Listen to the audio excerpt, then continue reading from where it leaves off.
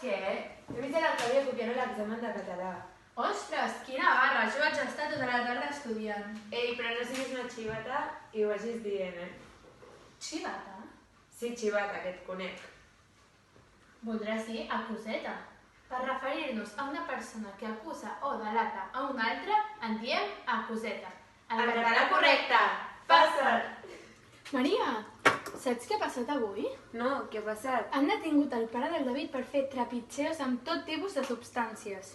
Trepitgeos? Voldràs dir tripijocs. Per referir-nos a l'acció de comerciar amb petites quantitats de substàncies, utilitzem el mot tripijocs. El català correcte! Passa't!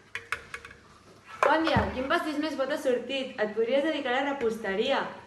Voldràs dir a la rebosteria, ja que reposteria no és un ofici. Per referir-nos a l'ofici de fer pastissos, magdalenes, etc., en diem rebosteria. És veritat, te'n series una molt bona rebostera. El català correcte! Passa'l! Maria, sisplau, em pots portar un metxero per encendre aquesta espelma aromàtica? Metxero? Si vols et puc portar un encenedor, però no un metxero. Per referir-nos a l'objecte que utilitzem per encendre foc a les diferents coses, utilitzem el mot encenedor. Apa, doncs no ho sabia. Doncs em pots portar un encenedor, sisplau, i així l'ensumem?